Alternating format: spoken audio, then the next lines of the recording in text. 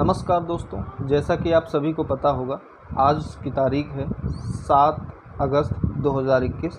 आज UP TGT का exam हुआ है, जिसमें से हम आपको वाणिज्य यानी कॉमर्स सब्जेक्ट से रिलेटेड आपका जो पेपर जो हुआ है, हमारे पास बी सीरीज की क्वेश्चन बुकलेट है।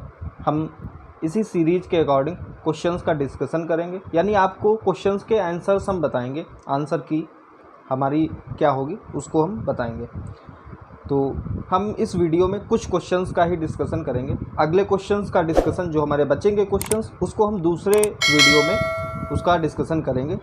तो हमारे चैनल को आप सब्सक्राइब ज़रूर कर लीजिएगा, जिससे कि आपको दूसरे वीडियो का भी नोटिफिकेशन मिल पाए। तो देखते हैं आज का हमारा पहला क्वेश्चन क्या था। मतलब जो हमारी क्वेश्चन बुकलेट बी सीरीज की है, उसके अकॉर्डिंग पहला क्वेश्चन दिया गया है, अनर्जित आय को क्या माना जाता है, यानी unearned income is considered as. तो इस क्वेश्चन का ऑप्शन हो जाएगा पहला, यानी संपत्ति हो जाएगा, असेट। ठीक है। अगला क्वेश्चन दिया गया है, क्रमबद्ध समंकामाला के केंद्रीय मूल्य को क्या कहा जाता है।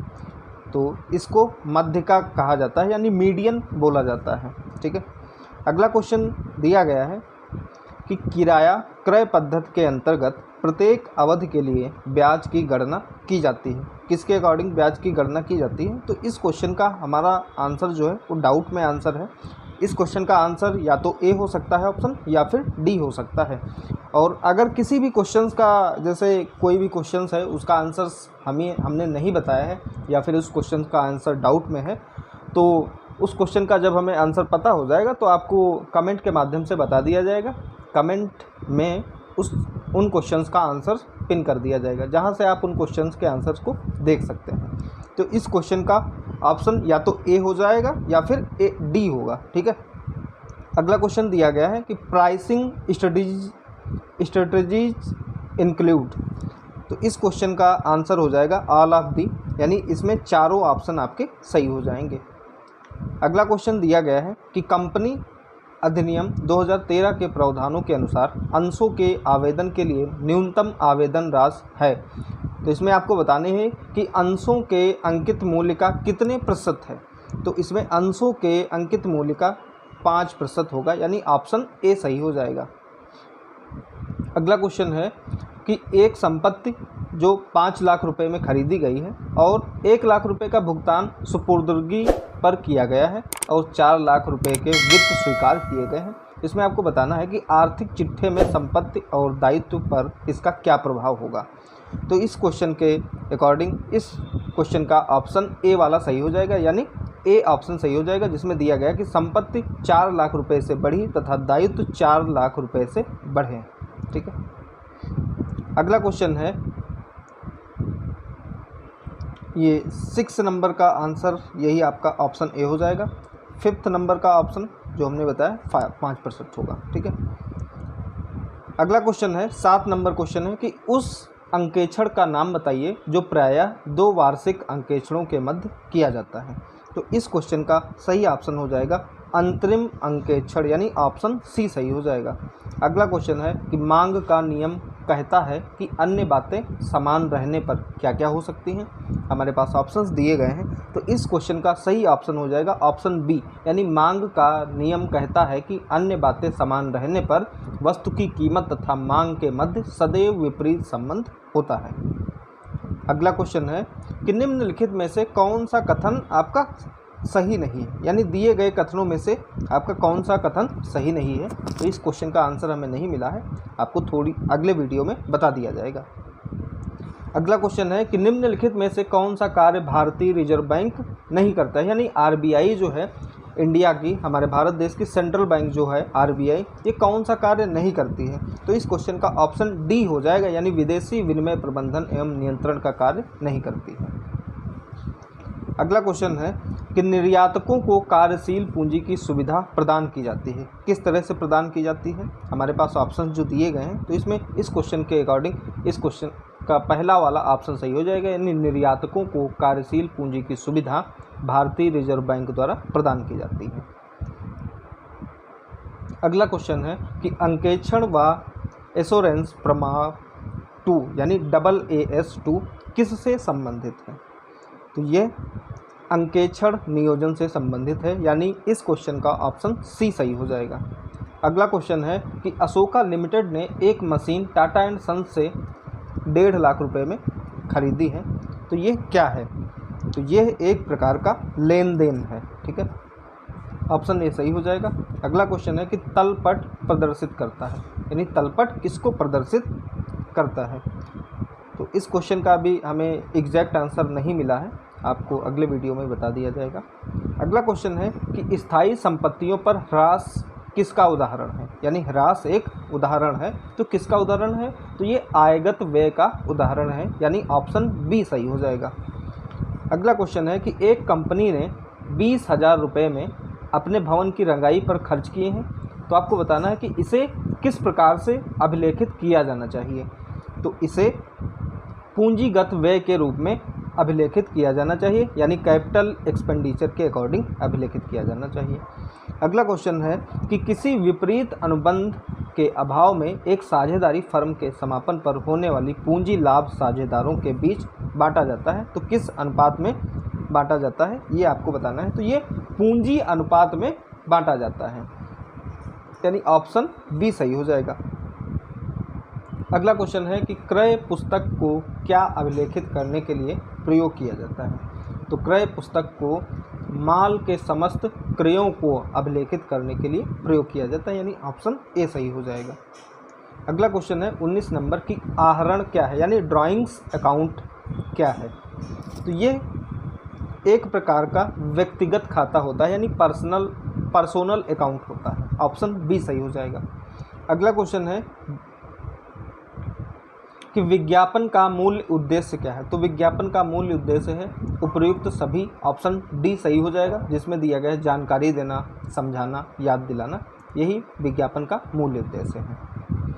अगला क्वेश्चन है 22 नंबर की लेखांकन पुस्तकों में अभिलेखित लेन देनों के प्राधिकार तथा प्रामाणिकता का सत्यापन क्या कहलाता है? तो इस क्वेश्चन का ऑप्शन सी सही हो जाएगा, यानी लेखांकन पुस्तकों में अभिलेखित लेन देनों के प्राधिकार तथा प्रामाणिकता का सत्यापन प्रमाणन कहलाता है, यानी वाउचिंग कहलाता है। अगला क्वेश्चन है कि मुद्रा परिमाण सिद्धांत के अंतर्गत निम्नलिखित में से कौन सा समीकरण फिशर के द्वारा दिया गया है? तो इसके अकॉर्डिंग ऑप्शन बी सही हो जाएगा, यानी MV = PT। तो ऑप्शन बी में ही ये कंडीशन दी गई है कि PT = MV + M-V-, यानी ऑप्शन बी सही हो जाएगा। अगला क्वेश्चन है 28 नंबर। अगला क्वेश्चन है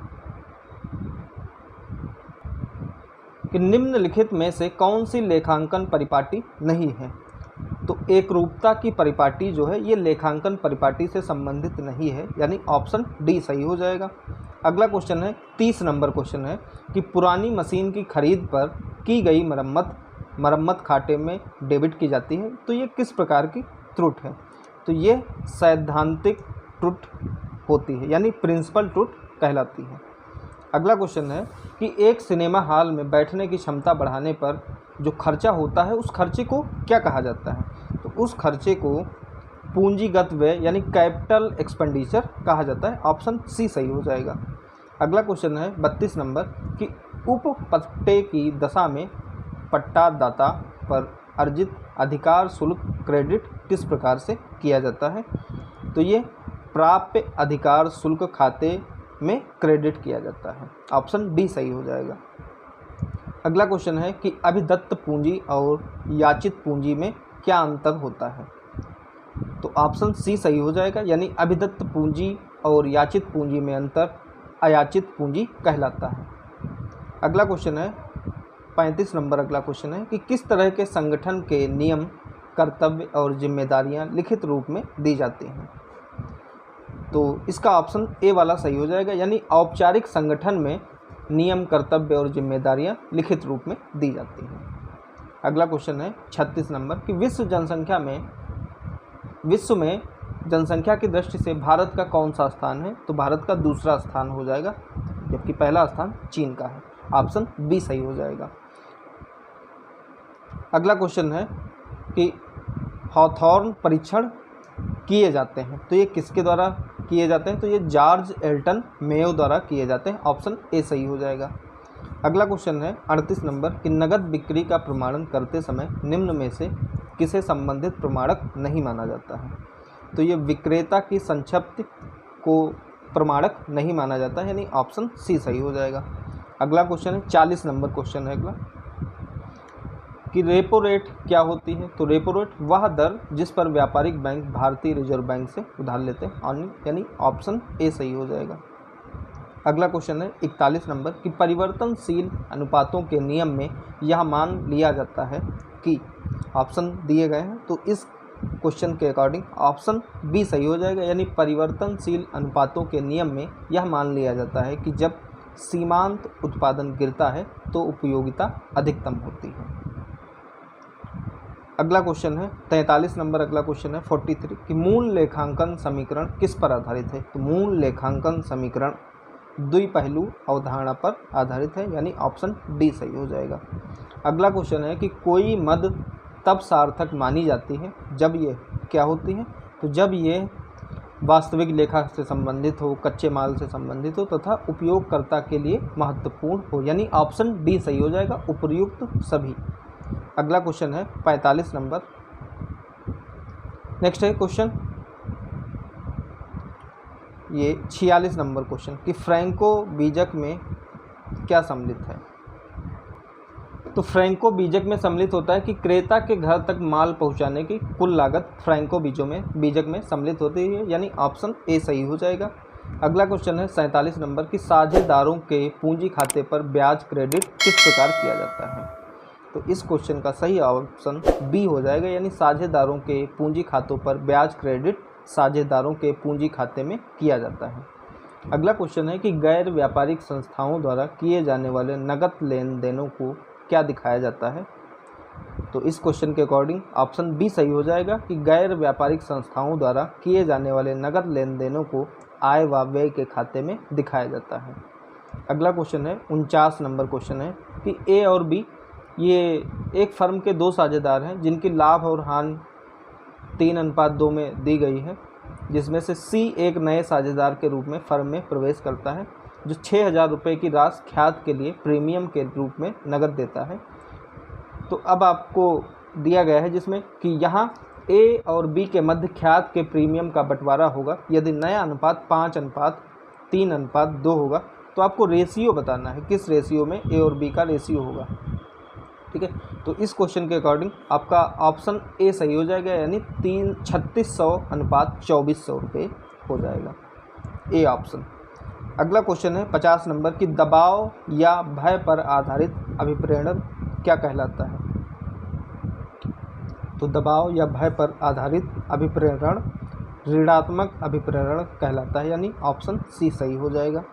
अगला क्वेश्चन है 51 नंबर कि पदों के विचरण का माप क्या होता है? तो पदों के विचरण का माप अपकिरण यानी डिस्पर्सन होता है। ठीक है, तो इस वीडियो में सिर्फ 51 क्वेश्चंस का हमने डिस्कशन किया है। इसमें जिन क्वेश्चंस का हमने डिस्कशन नहीं किया है तो आपको उन क्वेश्चंस का आंसर अगले वीडियो में दे दिया जाएगा। कृपया हमारे चैनल को सब्सक्राइब जरूर कर लीजिएगा, जिससे आपको अगले वीडियो का नोटिफिकेशन भी मिल सके। तो मिलते हैं अगले वीडियो में। Thank you.